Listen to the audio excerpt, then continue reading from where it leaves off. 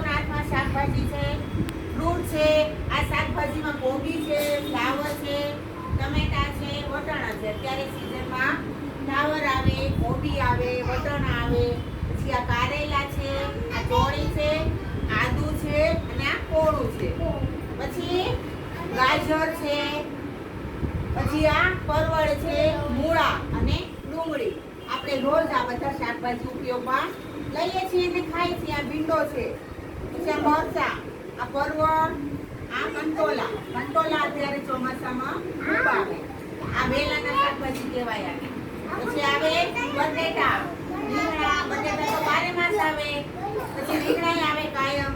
પછી આ દૂધી અને આ કાકડી. આ શાકભાજી લીલા છે, આપણે બધા રોજ જમવામાં લેવાના. પછી આ ફ્રૂટ છે, નારંગી છે, આમળા, દાડમ છે, અનાનસ, કેળા, કેરી, સફરજન અને આ છે સીતાફળ. પછી પપૈયો, ચીકુ, તરબૂચ, દ્રાક્ષ. પછી આ બધા ફ્રૂટ છે એ આપણે રોજ ખાવા જોઈએ. જે પ્રમાણે સીઝનમાં ફ્રૂટ આવતા હોય